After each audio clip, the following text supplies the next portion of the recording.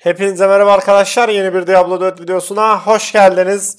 Bu videomuzun konusu itemler, öğe gücü ve ne tür özellikler kullanmalıyız ondan bahsedeceğim. Şimdi sizler için bir seri videoları paylaşacağım arkadaşlar. Yani şöyle bir seri videoları örnek veriyorum. Mesela bu yeni gelen etkinlikte A'dan Z'sine kadar her şeyden bahsedeceğim. Veya şu Kanas adından A'dan Z'sine kadar her şeyden bahsedeceğim. Veya şu PvP belgesi. Ondan sonra şu aspektler, kırmızı, turuncu itemler, işte o tarz şeylerin hepsini A'dan Z'sine kadar bahsedeceğim ve bu şekilde bir seri videosu yapacağım arkadaşlar. İlk konumuz itemler, öğe gücü ve bazı itemlerde hangi özellikleri kesinlikle kullanmalıyız. Onlardan bahsedeceğim sizlere. Kanalıma abone olmayı, videolarımı beğenmeyi unutmayın. Desteklerinizi bekliyorum.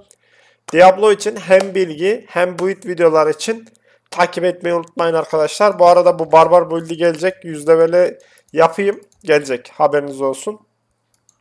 Muhtemelen bir gün akşam canlı yayında 100 level yaparız bunu. Akşam canlı yayına da beklerim. Saat 8'de. Şimdi arkadaşlar şöyle ilk olarak şöyle bahsedeyim sizlere. Oyuna yeni başlayan arkadaşlar için söylüyorum bunu. 60 level'e kadar itemlerinize bakmayın. Yeşil olan neyse direkt hepsini giyin geçin arkadaşlar. 60 level'den sonra yavaştan yine yeşil olanları giyin. Ama yavaştan özelliklerine bakın yaptığınız build'e göre. Özelliklerine bakın. Çünkü 60 level ile 80 level arası level kasmak biraz daha yavaşlıyor. Yavaşladığı için de o anki itemler önemlidir. Köpeği de severim. Şimdi neden 60 ila 80 diyorum? Çünkü itemlerde 80. seviye son arkadaşlar. 80. seviyeden sonra öğe gücü devreye giriyor. Öğe gücünüz ne kadar yüksek olursa o kadar iyi olur. Öğe gücünü de şöyle anlatayım sizlere. Hemen şuraya geleyim. Arkadaşlar öğe gücünün mantığı mesela bu 400 eşya öğe gücülü. Öğe gücü yani 400 öğe gücü. Eşyayı okuyunca aklım ona gitti. Şimdi 1 ila 149 öğe gücü bir iteminiz varsa size verebilecek maksimum hareket hızı 1 ila 2 arasında veya 340 ile 459 eşya gücü yani öğe gücü bir item takarsanız size maksimum vereceği hareket hızı 4,5 ila 7,5 hareket hızı. Yani şu öğe gücünün ile bu öğe gücün arasındaki farkı gördünüz arkadaşlar. Zaten burada da yazıyor farkları. Zaten 780 artı öğe gücü bir eşya giyerseniz de 10,5 ile 17,5 arası hareket hızı kazanıyorsunuz. Yani bu şekilde öğe gücünü detaylı şekilde size anlattığımı düşünüyorum kısaca. Çünkü daha detaylı şekilde anlatmaya gerek yok. Çünkü videom var öğe gücüyle alakalı. Şu sağ üstte bırakırım.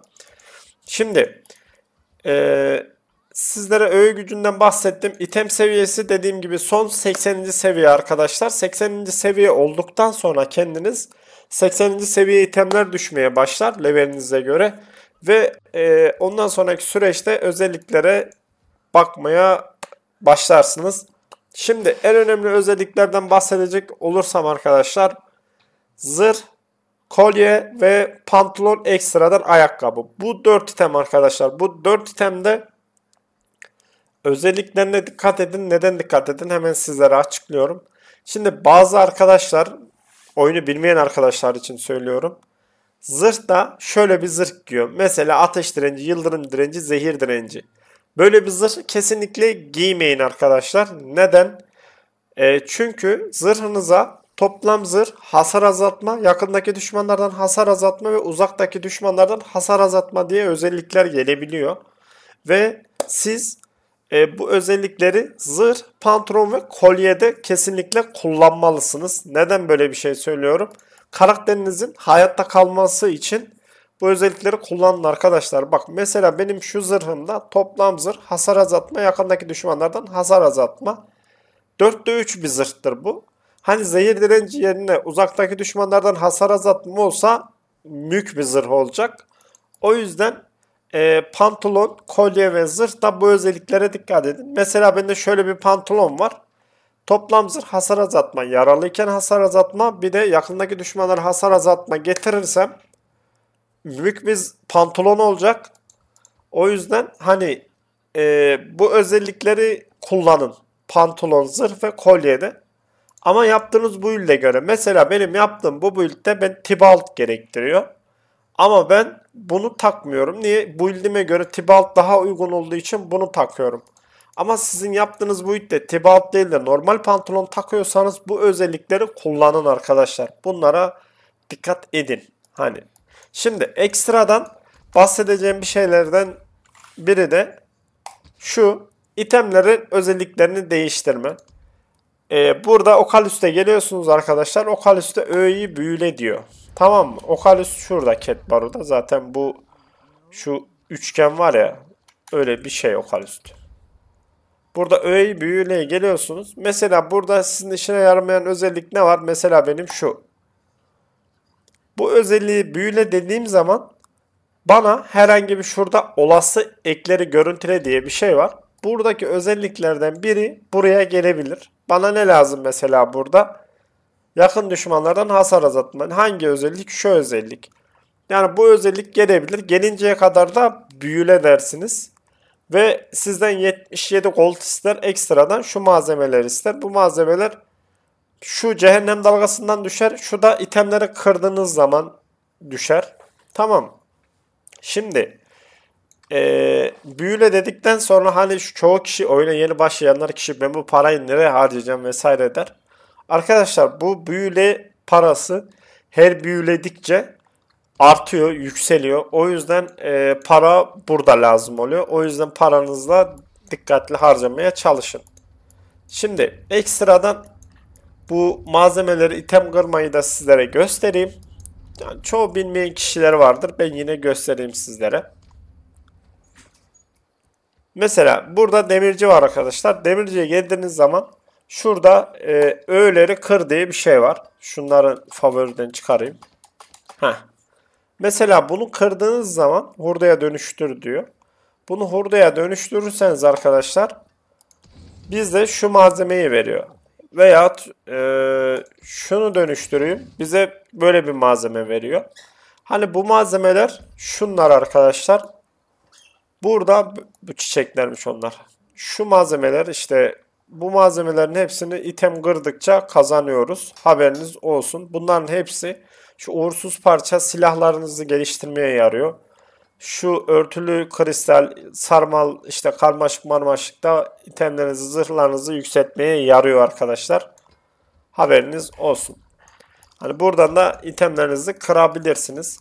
Hani itemler için bu kadar şey söyleyebilirim. Ekstradan bir de ayakkabı. Arkadaşlar full dirençlerinizi ayakkabıdan alacaksınız. Zehir direnci, gölge direnci ve yaralıyken hasar arıtma. Ekstradan da hareket hızı da olabilir veya başka dirençte takabilirsiniz. Ayakkabınız da bu şekilde olacak. Haberiniz olsun.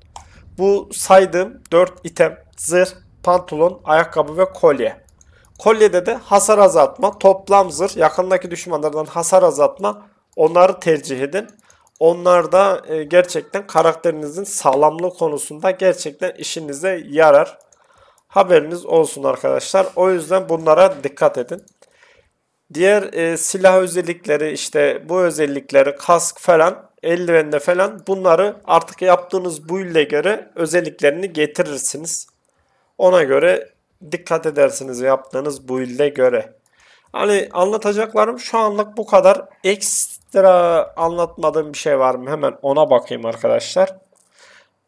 Ya bu aspect için ekstra bir video yapacağım. Bunu söyleyeyim sizlere. İtemlerin aspekti, özellikler falan.